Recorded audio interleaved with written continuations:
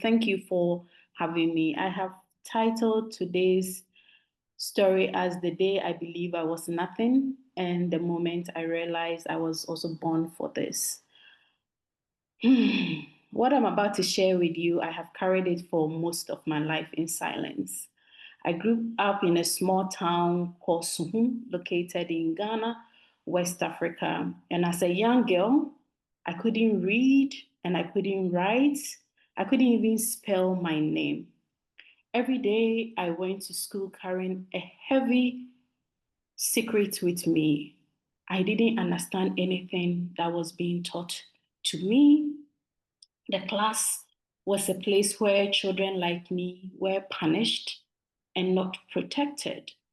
I was the girl who always scored zero, the girl the teachers would hit at every dictation, the girl the classmates would laugh at, the girl who started believing she was nothing. I always felt invisible, but not in a peaceful way, more of someone who was fading away every day.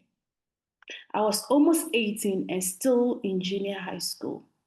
In Ghana, almost 18, you should be finishing your senior high school. But here I was, still in junior high school, repeating class and the oldest of every class that I was. When it came to time where my parents were so fed up, they asked that could you just write the national exams and let's see what the outcome may be. Now listen to what the school told us. We are sorry we cannot add her to register for the exams in the school. She will damage our reputation. And so what my parents did is they took me to a nearby village and asked the public school to register me. And the head teacher there took a pity on me and did register me. I came back to my school, studied with them, and during the week of the examination, I wore a different uniform, boarded the car with them, got to the same exam center. They went the other way, I went the other way. This is how my life was. I felt discarded, rejected, like I didn't belong anywhere. We finished the exams, and true to the school's words, the grade came, and I had scored the worst grade ever. And it confirmed everything that was said to me as a child. And so I told myself, this is it. You are not meant for school. You're not meant for you to enter any senior high school. But as everybody was saying what they think I should do next, a young boy who was just a year older than me uttered something to me, said, I've heard what is going on. Everybody is saying that you can't go to school again. But I think you're good for something and you shouldn't give up. So I asked, what am I good for? He said to me, you bring us to the house all the time. You love to cook. You combine ingredients and you make us meals all the time. And if your parents haven't seen it, I think you could go to the culinary school and learn how to cook. And maybe one day you can become a chef. When he said that to me, it made so much sense. I begged my parents. Now my parents felt I was going to waste another money in a culinary school because it's expensive due to the practical aspect of it. But they gave me one chance, one more chance, which was actually the last chance. And they enrolled me into a culinary school. Guess what? For the first time, I felt smart. The first time, by the end of the year or the term, I was almost near the first people in the class. The school didn't just teach me how to cook, it gave me back my dignity. I felt like they had welcomed me into a space where my kind of intelligence mattered. From there, I began my journey in the hospitality industry, working as a young chef, and eventually sitting for the mature student entrance exams when I was in my mid-20s and entered to do my bachelor's degree and went on to do my master's degree. I worked in international brand hotels around the world. I spoke at conferences. From the outside, it looked that I had made it. But the inside, I still carried a quiet pain. I still struggled to read fluently and write fluently. I will take like 3 hours to write what others will finish in like 30 minutes. But then in 2016, something happened. And this was during my master's studies in Switzerland. And a lecturer asked me, "Are you dyslexic?" And I was like, "What are you talking about?" So he handed me a website, which was International Dyslexia Organization's website, and said, "Go and read it." I started reading about it, and each line on the website felt like my life was being narrated on the website because it spoke to whatever experience that I had gone through. So I came back and I told him, "That website knows me so much." And he said, "I advise you go and have an assessment done." And I did get the assessment done, and it turned out I have severe dyslexia.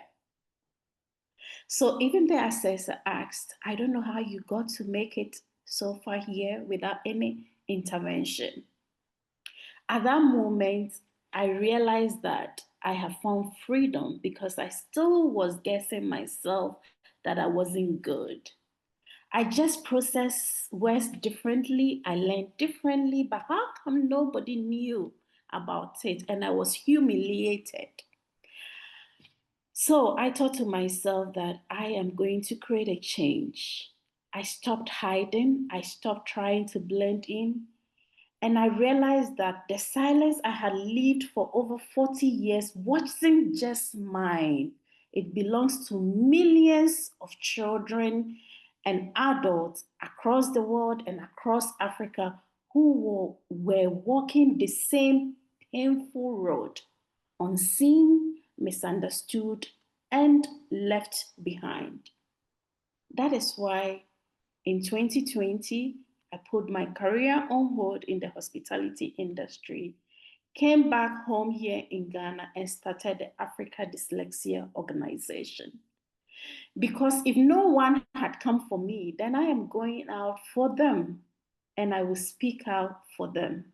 Now I speak with ministers, we train teachers, we build awareness and fight for policy changes.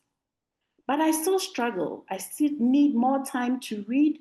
I still fall on my assistive technologies to help me go by each day. But it doesn't change who I am. And yet, every time I speak, I think of that little girl who almost gave up.